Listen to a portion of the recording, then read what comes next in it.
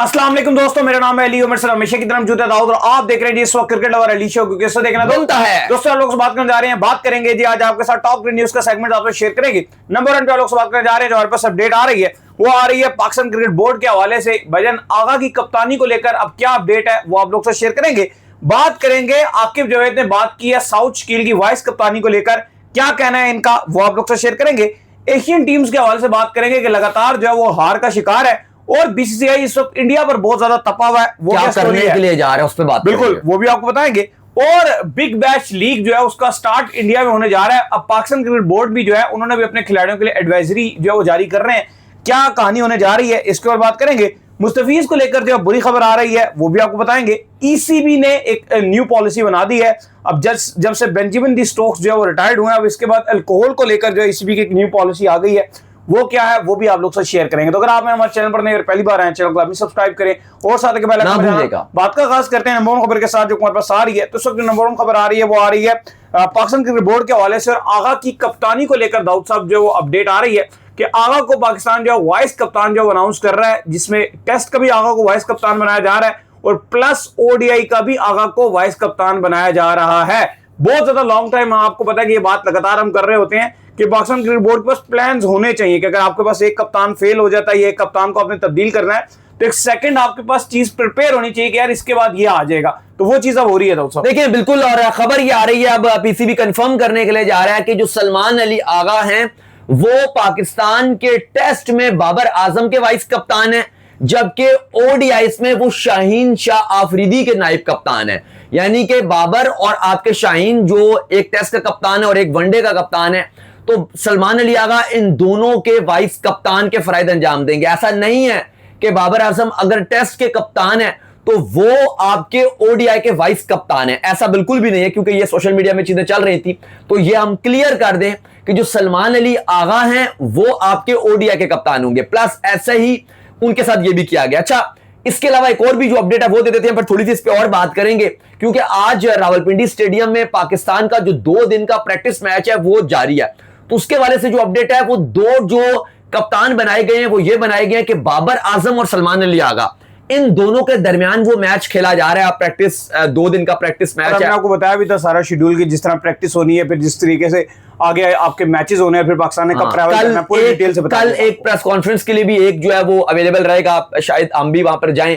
तो बहरहाल सिस्टम ये है कि अपडेट ये आ रही है कि आगा और बाबर दोनों के दरमियान एक मैच खेला जा रहा है। जैसे जो आपके शान मसूद हैं, जो आपके साबिक कप्तान रह गए हैं, अब बन गए हैं, वो बाबर की टीम में खेल रहे हैं। इस तरह से कुछ लड़के जो हैं वो आपके सलमान अली आगा की टीम में खेल रहे हैं और दोनों का आपस में मैच चल रहा है। अच्छा, ये हो गया। अब दोबारा से कमिंग बैक आते हैं कि जो सलमान अली आगा के हवाले से, अच्छा ये तो आपने हमारे जो शोज रेगुलर आप देखते हैं, हम बार बार आपको इस पर अपडेट भी देते रहते हैं कि आगा T20 के हवाले से वो छोड़ सकते हैं या वो छोड़ना चाह रहे हैं या जो भी है, मतलब T20 से वो अलग हो सकते हैं। तो इस हवाले से अभी पाकिस्तान क्रिकेट बोर्ड ने खामोशी रखी हुई है, क्योंकि कहा यह जा रहा है कि सलमान अली आगा के साथ पीसीबी की कम्युनिकेशन होगी। जाहिर है आकिब जावेद की कम्युनिकेशन हो सकती है, या दाऊद साहब बहुत जल्द ये भी खबर आपको मिलने वाली है कि T20 का भी नया कप्तान है। हाँ, जाहिर है, वही ऑब्वियसली सी बात है। वैसे तो देखो अभी एक कप्तान तो पाकिस्तान ने अनाउंस कर भी दिया है, जो सीधी सी बात है। आपका जो एशियंस गेम्स है उसमें जो आपके साहिबजादा फरहान है वो लीड कर रहे हैं। और क्या पता आपको, अगर आप साहिबजादा फरहान 2 महीने ही रह गए, सितंबर में आपकी एशियंस गेम्स जो है खेली जानी है, तो अगर आपके जो साहिबजादा फरहान है वो अगर इस तरह की परफॉर्मेंस दिखा देते हैं कि जिसके अंदर जो है वो टीम को टॉप पे ले जाते हैं और ऐसा लगे कि यार वाकई टीम जो है इनकी क़यादत में जीत सकती है, तो क्या पता साहिबजादा फरहान ही पाकिस्तान टीम के लिए कप्तान हो जाए। T20 में जो आपकी अगर हम लाइन देखते हैं तो T20 में जो हमें क्यों नजर आता है वो ये ऐसे नजर आता है कि आपकी जो टीम मैनेजमेंट है, पाकिस्तान क्रिकेट बोर्ड है, वो फरहान को देखना चाहते हैं कि एशियन गेम्स में कैसा करेंगे। अगर तो पाकिस्तान को जितवा देते हैं या कोई बहुत अच्छी कप्तानी होगी, फिर तो ऐसा लग रहा है कि आप फरहान को कप्तान के साथ कैरी ऑन करो। और इंडिया को अगर आपने हरा दिया ना, एक ये चीज बड़ी मैटर करती है, जीतो ना जीतो इतना कोई फर्क नहीं पड़ता। लेकिन अगर आपने इंडिया को शिकस्त दे दी, क्योंकि इस वक्त जितने चेयरमैन आपके तरसे में ना इंडिया की शिकस्त को देने के लिए पाकिस्तान की वहां भी इस तरह तरसी हुई है, आपकी गुटी चढ़ जाएगी। ऐसा ही है। इसके बाद अगर आप 2 नाम की बात करते हो तो सेकंड नंबर पे शादाब खान का नाम आता है T20 कप्तानी के लिए। अगर फरहान ना कोई अच्छा कर सके तो फिर जो लाइन होगी वो एक शादाब की, और फिर उसके बाद शाहीन शाह अफरीदी उस रेस में रहेंगे कि वो T20 कप्तान बनेंगे। यानी कि शादाब और शाहीन में से फिर आप एक को T20 का अपना आगे का 2028 के T20 वर्ल्ड कप जो कि आपका इंग्लैंड में खेला जाना है, आगे आपका आयरलैंड में साथ होस्ट होगा, तो फिर आप उसमें ये देखोगे। लेकिन आगा क्योंकि T20 इतना खेलने में इंटरेस्ट भी नहीं दिखा रहे और वो मतलब कह चुके हैं कि आप आगे मूव ऑन कर सकते हो, मेरा जो फोकस है वो ओडीआई और टेस्ट में रहेगा। तो उस पर पीसीबी आराम से फैसला कर लेगा, क्योंकि उनकी आई थिंक कम्युनिकेशन हुई भी है, अंडरस्टैंडिंग हुई भी है, और आगा का भी सारा फोकस ओडीआई और टेस्ट में है। और अगर आगे उनको इसकी कप्तानी मिलेगी भी तो वो फिर लेने को तैयार रहेंगे, क्योंकि इसलिए उनको वाइस कप्तान भी बनाया हुआ है। अगर शाहीन शाह अफरीदी अनफिट होती हैं या किसी मैच के लिए अवेलेबल नहीं रहेंगे तो सलमान अली आगा ऑटोमेटिक आपको ओडीआई में कप्तानी करते हुए नजर आएंगे। इसी तरीके से बाबर आजम अगर कभी अनफिट हो गए, खुदा न खास्ता कोई इंजरी होगी, तो उस सूरत में आपको आगा टेस्ट की कप्तानी करते हुए नजर आएंगे। ये अब अंडरस्टैंडिंग हो गई है। खैर, इसके बाद जो हमारे पास अपडेट आ रही है जी, वो आ रही है साउथ शकील के हवाले से। तो साउथ शकील, आपको पता होगा कि टेस्ट में जो है पाकिस्तान ने अपना जो वाइस कप्तान है वो साउथ शकील को बनाया हुआ था, और इन्हीं का नंबर आ रहा था कि आगे पॉसिबल तौर पर जो कप्तानी है वो भी जो है इनके हैंडओवर की जा सकती है। स्पेशली टेस्ट की जो कप्तानी है उसमें इनका नाम जो बड़ा सर फहरिस्त था। अब आकिब जावेद आए और उन्होंने इसके ऊपर जो दाऊद साहब आकर बात की है, क्या कहना है जी इनका, इनको क्यों हटा दिया गया? देखिए, क्योंकि हम भी ये समझ रहे थे कि वाइस कप्तान अगर आपके सऊद शकील है तो उनका नंबर आएगा। इस पर आकिब जावेद ने कहा कि हम इसलिए अब उनको नहीं बना रहे, और आपको पता है कि अब क्योंकि सलमान अली आगा का हमने आपको बता भी दिया कि पाकिस्तान क्रिकेट बोर्ड उनको बना रहा है या बना चुका है, बल्कि आप ये समझ लो कि बना चुका है। तो उसका जो रीजन बताया गया है कि सऊद शकील को नहीं बनाया गया, आकिब जावेद कहते हैं कि हम इसलिए सऊद शकील पे हमने उनको वाइस कप्तान रखा हुआ था, और वो टीम के साथ परमानेंट पार्ट भी थे, रेड बॉल में वो परफॉर्म भी कर रहे थे पहले। लेकिन अब हम इसलिए उनको वाइस कप्तान नहीं बना रहे और नहीं बनाना चाहते, क्योंकि जो उनकी इंडिविजुअल परफॉर्मेंसेज है वो बिल्कुल नहीं है। डिस्पाइट कि हमने उनको स्क्वाड में रखा हुआ है, सब्जेक्ट टू इंजरी रखा हुआ है, कि अगर वो फिट रहते हैं, सब्जेक्ट टू फिटनेस, सॉरी, कि अगर वो फिट रहते हैं तो फिर वो जाएंगे। यही बताया गया कि चूंकि अपनी उनकी जो इंडिविजुअल परफॉर्मेंसेज है वो बिल्कुल भी अप टू द मार्क नहीं है, तो हम ऐसे किसी भी वाइस कप्तान प्लेयर को नहीं बनाना चाहते जिसकी अपनी परफॉर्मेंसेज ना हो। तो आगा अगर अच्छी परफॉर्मेंसेज दिखाते रहते तो फिर हमारी जो चॉइस थी वो आपके साउथ शकील ही होती, लेकिन उनकी अपनी परफॉर्मेंसेज नहीं थी, तो वाइस कप्तानी भी उनके हाथ से चली गई, और कप्तानी तो वो उनके हाथ से गई। बाबर आजम आपको पता है बन गए कप्तान, तो वो बन सके ही नहीं। तो ये रीजन बताया गया कि उनकी अपनी इंडिविजुअल परफॉर्मेंसेज नहीं है, इस वजह से हमने उनको अभी भी वाइस कप्तान नहीं बनाया। ये आकिब जावेद बताते हैं। बाकी आपको बता दिया कि आगा अब आपके वाइस कप्तान रहेंगे। अच्छा, इसके बाद जो खबर आ रही है जी वो आ रही है एशियन टीम्स के हवाले से। तो एशियन टीम्स का जो हारने का सिलसिला है वो लगातार इस वक्त जो है वो जारी और सारी है। अगर आप श्रीलंका की बात कर लें, उनको वेस्ट इंडीज ने शिकस्त दे दी। अगर आप बांग्लादेश की बात कर लें, उनको जिम्बाब्वे ने शिकस्त दे दी। और अगर आप इंडिया की बात कर लें तो इंडिया को लगातार इंग्लैंड जो है शिकस्त पे शिकस्त जो है वो दे जा रहा है। और अब जितने मैच हो चुके हैं इस वक्त T20, इंग्लैंड बुरी तरीके से जो है वो इंडिया को जो है पेल चुका है। एक के अंदर आप बात करें बारिश हुई, बाकी 3 के अंदर लगातार जो है इंडिया को शिकस्त हो गई, और इंडिया व्हाइट वॉश की तरफ जो वो इंग्लैंड के अंदर T20 सीरीज में गामजन है। दाऊद साहब इससे ही बड़ा एंग्री है। देखें, व्हाइट वॉश तो जाहिर नहीं हो सकेगा, क्योंकि एक मैच बारिश की नजर हो गया, तो 4-0 को व्हाइट वॉश की कैटेगरी में नहीं रखा जाएगा। लेकिन हम अज्यूम कर सकते हैं, समझे आप, मतलब समझ 4-0 में अपना व्हाइट वॉश नहीं बचा। कहने में नहीं आएगा, लेकिन एक्चुअली अगर आप बोलो, जो आपने बात की बिल्कुल ठीक बात की, कि हम उसको क्या जरूर सकते हैं कि भाई ये व्हाइट वॉश ही है। वैसे आपको पता है कि वो कहा जाता है अगर एक मैच में बारिश हो जाए, ड्रॉ भी हो जाए, तो वो नहीं काउंट हो पाता। लेकिन अली साहब मामला बड़े खराब नजर आ रहे हैं। आज जो भारतीय मीडिया के कुछ जो बड़े उनके अखबार हैं, उन्होंने रिपोर्ट रखी है, रिपोर्ट में लिखा है कि बीसीसीआई बहुत ज्यादा तपा हुआ है। भारतीय टीम जो कि बहुत ज्यादा वर्स्ट रिकॉर्ड इस दौरे में बना चुका है यूके में, 7 साल के बाद ऐसा हुआ है, 7 साल के बाद ऐसा हुआ है कि India back to back 2 consecutive T20 series हारा हो, और तकरीबन 12 साल के बाद ऐसा हुआ है कि इंडिया इंग्लैंड के साथ कोई T20 सीरीज, एक मैच की भी T20 हुई है तो वो हारा है। प्लस पहली बार ऐसा हुआ है कि 2 या 2 से ज्यादा जो मैचेस की T20 सीरीज है, यानी कि 3 या 5 मैचेस की जो T20 सीरीज होती है, वो पहली बार अगर आप देखो तो इंग्लैंड ने इंडिया को हराया, पहली बार जब से इनकी क्रिकेट चल रही है।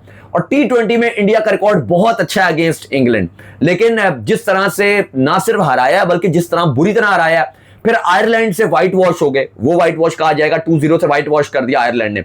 वो इंडिया पहली बार आयरलैंड से सीरीज भी हार गया, प्लस इतना बड़ा वर्स्ट रिकॉर्ड भी बना गया। तो मामला तो काफी खराब नजर आ रहे हैं। अब खबर यह है कि जो बीसीसीआई के सेक्रेटरी हैं दवजीत साइका, उन्होंने कहा है कि जो भारतीय टीम है इसकी T20 की लगातार जो शिकस्तें हैं, इसकी रिपोर्ट उन्होंने तलब कर लिया। रिपोर्ट कैसे तलब किया? उन्होंने कहा है कि जो गौतम गंभीर और जितना कोचिंग की स्टाफ है वो उनको ब्रीफ करेगा कि इतनी शर्मनाक सीरीज हार का जिम्मेदार कौन है। और एक सीरीज नहीं है ना, आयरलैंड से भी आप 2-0 करवाए पूरे टूर पे, फिर आप अगर आप देखो तो आपने इंग्लैंड से भी करा लिया, और अभी हू नोस के जब जिम्बाब्वे जा रहे हैं तो वहां क्या होता है। फिर कप्तान जो है इनके श्रेयस अय्यर, उनको भी बुलाया जाएगा कि भाई अच्छा, उन्होंने कल उनकी बड़ी शक्ल उतरी हुई थी जब कुतुब अच्छा, उद्दीन के उन्होंने साथ वो कहा खड़े थे। कल, उन्होंने कहा कि जी हमारी टीम ट्रांजिशन फेज से गुजर रही है और इसलिए हमें हार मिली है। मैं हैरान हो गया वो उनकी बात सुन के, जब उन्होंने तो वर्ल्ड कप ट्रांजिशन जीते हैं। ट्रांजिशन फेज किसको, उसको आपको शायद मतलब नहीं पता। ट्रांजिशन फेज वो होता है कि जब जैसे श्रीलंका एक टीम थी ना, वो वर्ल्ड कप 2011 में जैसी टीम खेल रही थी, फुल स्टार्स के साथ भरी हुई थी।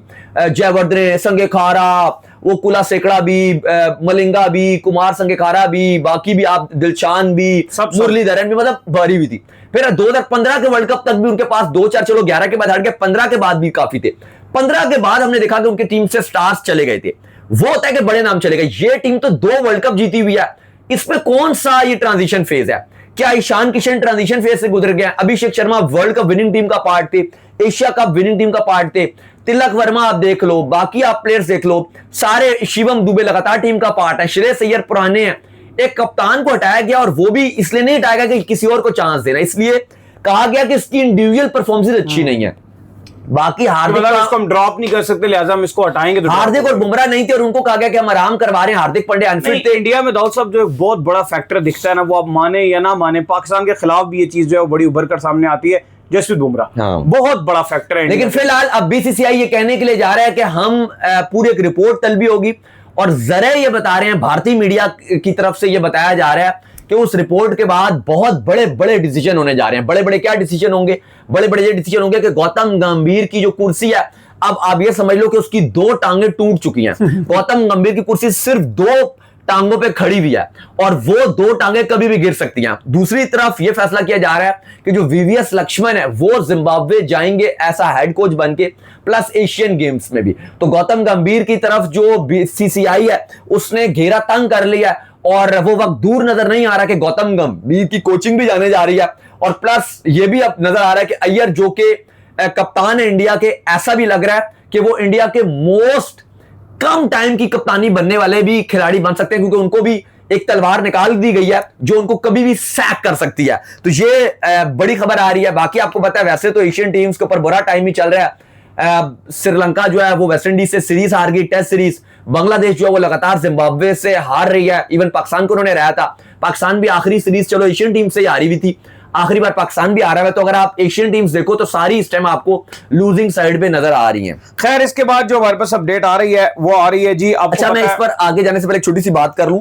जहां हमने इंडिया की बात की तो वहां पर हमें थोड़ी सी इंग्लैंड की भी तारीफ करनी पड़ेगी, हैरी ब्रूक की। बहुत अच्छा। हैरी ब्रूक की इसलिए मैं तारीफ करूंगा कि उसके ऊपर आईपीएल का एक हैवी कॉन्ट्रैक्ट था, आईपीएल का, प्लस एक आईपीएल की फ्रेंचाइज थी जो बहुत बड़ी फ्रेंचाइज है, जिसने उनको ऑफर की थी तकरीबन, अगर आप देखो 100 करोड़ से ऊपर पाकिस्तानी रुपीस में, 100 करोड़ प्लस की ऑफर थी कि आप हमारी 3 से 4 लीगें जो हमारी फैली हुई हैं साल में वो आप खेलो और उसको हम आपको पैसे देंगे। बहुत बड़ी रकम है, 100+ करोड़, और ये बहुत ज्यादा पैसे थे। और ऐसे जब हैरी ब्रूक एक यंग है, एनर्जेटिक है, अपने कैरियर के आप कह लो कि हाँ, तो एक बहुत अच्छी अमाउंट थी और आपके लिए बड़ा जबरदस्त सिक्योर हो जाता फ्यूचर। लेकिन उसने कहा नहीं, उसने कहा कि मैं इंग्लैंड को प्रेफरेंस दूंगा, अपनी कंट्री को दूंगा, ना कि एक आईपीएल की फ्रेंचाइज को प्रेफरेंस दूंगा। उसके बाद उसने पर्सनल रीजंस की वजह से यही कहा कि मैं अपने आप को तैयार करूंगा, प्रैक्टिस करूंगा। आईपीएल के सीजन से पहले अपने आप को छोड़ दिया। आईपीएल ने उसके ऊपर बैन लगा दिया। उसने कहा मुझे फर्क नहीं पड़ेगा, मैंने इंग्लैंड के लिए यह फैसला लिया। और आप देख लो, और उसने फॉलो किया बेन स्टोक्स को जो टेस्ट क्रिकेट खेलता रहा। इवन आईपीएल के बहुत बड़े बड़े कॉन्ट्रैक्ट थे, 15 करोड़ प्लस इंडियन रुपीस में, यानी लेकिन वो अपनी प्रॉपर जो है टेस्ट 20 करोड़ इंडियन रुपीस में उसको ऑफर हो रही थी, यानी कि पीकेआर में 50+ करोड़ की ऑफर बेन स्टोक्स के पास थी। उसने रिफ्यूज की और उसको ही फॉलो किया हैरी ब्रूक ने। और अब आप देखो कि पहला वो कप्तान बन गया हैरी ब्रूक जो इंडिया को T20 सीरीज, फुल फ्लैश जो T20 सीरीज होती है वो हराने वाला कप्तान बन गया। तो सैल्यूट टू हिम। और लेकिन फिलहाल तो 2 साल के लिए हैरी ब्रूक बैन है जी आईपीएल से। खैर तो गुजर भी गए अब तो, बिल्कुल। खैर इसके बाद जो अपडेट आ रही है जी वो हमारे पास आ रही है। आपको पता है कि बिग बैश लीग जो है वो इस बार ये कहानी होने जा रही है कि उसकी जो शुरुआत है वो इंडिया से होने जा रही है और जो पहला मैच है वो चेन्नई में जो है बिग बैश लीग का जो है वो खेला जाएगा। लेकिन कहानी ये सामने आ रही है कि पाकिस्तान क्रिकेट बोर्ड ने, जो पाकिस्तान क्रिकेट बोर्ड के खिलाड़ी हैं उनको, जो ऑस्ट्रेलियन की फ्रेंचाइजीज है उन दोनों को भी ये आगाह कर दिया है कि भाई पाकिस्तान जो है वो, जो भी आपकी टीम जो है वो इंडिया जा रही है, हम आपको नाम भी बता देते हैं 2 टीम्स जो इंडिया जा रही हैं, इनमें जो पाकिस्तान के खिलाड़ी खेलते हैं उनको एनओसी जारी नहीं किया जाएगा, यानी कि वो इंडिया ट्रैवल नहीं करेंगे। इस बिग बैश लीग के पहले मैच के लिए, और सिर्फ इसमें मेरा ख्याल है रिजवान ही खेल रहे हैं भाईजान। अच्छा, आपको पता है कि जो इंडिया और ऑस्ट्रेलियन क्रिकेट बोर्ड का मामला चल रहे थे, तो अब ऑफिशियल आज अनाउंस कर दिया गया कि जो बिग बैश का पहला मैच है वो चेन्नई का जो स्टेडियम है वो होस्ट करेगा मेलबर्न रेनिगेट्स और पर्थ स्कॉचर्स के दरमियान मैच है। अच्छा, इस पर पीसीबी तो ऑलरेडी कह चुका था कि हम अपने प्लेयर्स को जाने नहीं देंगे। पहले चल रहा था कि शायद सिडनी सिक्सर्स का पहला मैच होगा, तो उसका तो बाबर के साथ भी कॉन्ट्रैक्ट है। अब अगर आप देख लो जो पर्थ की टीम है और अगर आप मेलबर्न की टीम देख लो, मेलबर्न जो रेनिगेट्स है उसमें दो आप कह लो कि पाकिस्तान से खिलाड़ी खेलते हैं, एक मोहम्मद रिजवान है और एक हसन खान है। अब हसन खान अगर आप देखो तो वो पीएसएल में भी फॉरेन प्लेयर बनकर खेल रहे थे, मतलब क्योंकि वो अमेरिका शिफ्ट हो गए तो वो अमेरिका की कैटेगरी में खेल रहे थे। अब मोहम्मद रिजवान तो पीसीबी के अंडर आते हैं, हसन खान पीसीबी के अंडर नहीं आते। अच्छा, पर्थ की अगर आप बात कर लो तो उसमें कोई भी पाकिस्तानी खिलाड़ी नहीं है जो बिग बैश में खेलता है। अलबत्ता जो अभी जीएसएल में जा रहे हैं ये, वहां पर इन्होंने दो पाकिस्तानी खिलाड़ियों को साइन किया। यू नेवर नो कि आगे जाके शायद ये इन दो खिलाड़ियों को बिग बैश में भी पिक कर लें। अब वो दो खिलाड़ी का नाम, एक का नाम है सुफियान मुकीम और एक का नाम है आपका उस्मान खान।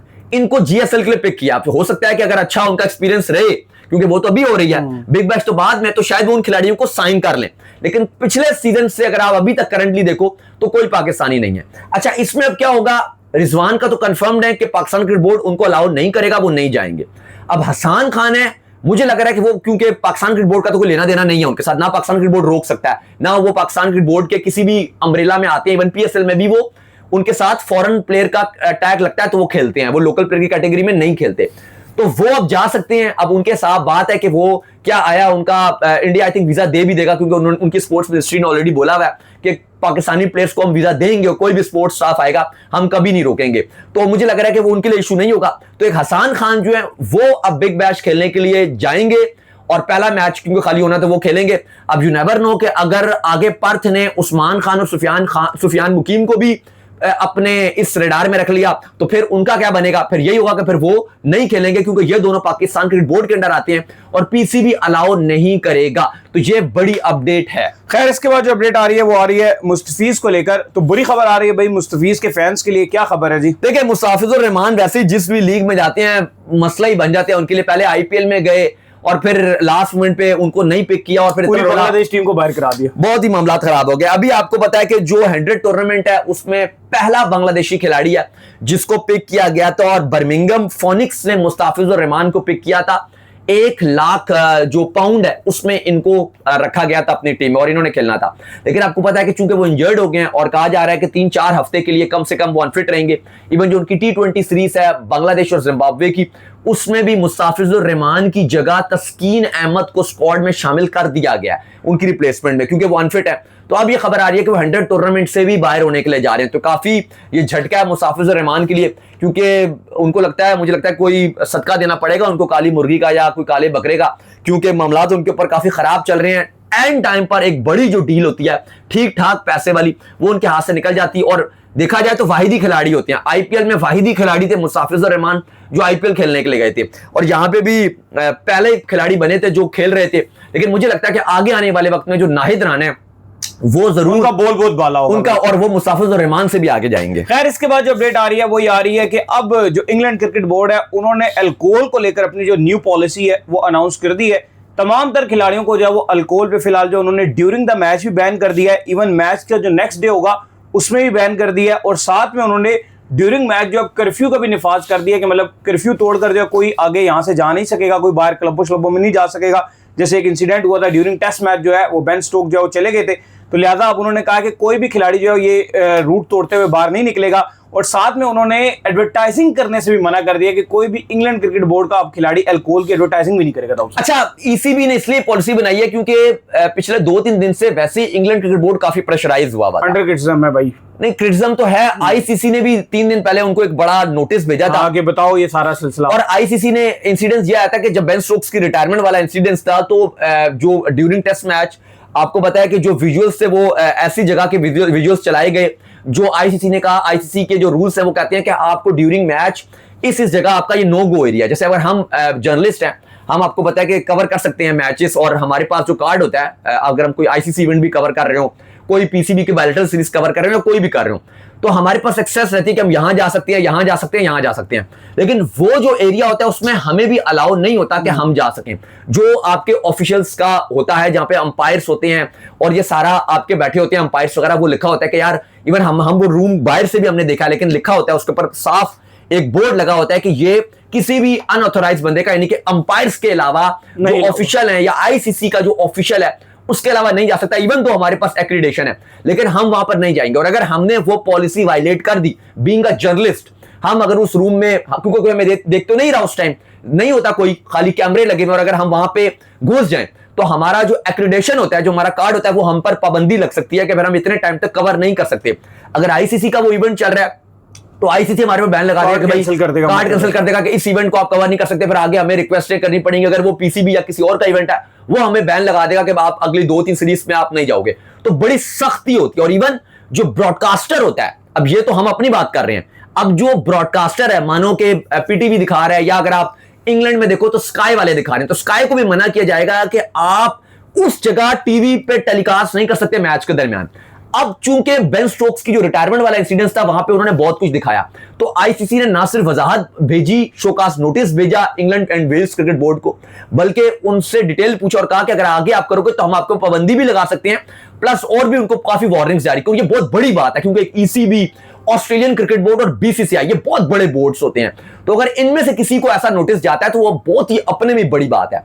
तो वैसे ही ईसीबी बड़ी क्रिटिसिज्म में था, तो अब ईसीबी ने एक अपनी पॉलिसी आज बनाई और उन्होंने ये कहा है कि ड्यूरिंग मैचेस हम, और उन्होंने अब अपने आप को स्ट्रिक्ट किया और ये बड़ा बेहतरीन फैसला किया है कि कोई भी खिलाड़ी कर्फ्यू नहीं तोड़ेगा, और अगर कर्फ्यू तोड़ा भी या ऐसा कुछ हुआ भी तो अल्कोहल तो बिल्कुल अलाउ नहीं किया जाएगा। इवन कहा गया कि मैच एंड हो जाएगा अगर, उसके भी आप जाके पार्टी नहीं कर सकते। उसके अगर आप एक दिन के बाद, क्योंकि एक दिन तक आप उस जो आपका बोर्ड होता है या आप उसके अंडर ही आ रहे होते हो, तो एक दिन के बाद अगर आपने कुछ करना है तो करना है, उसके अगले दिन, उसके नेक्स्ट डे आप जा सकते हो अगर आपको कुछ करना है, फिर आप आजाद हो।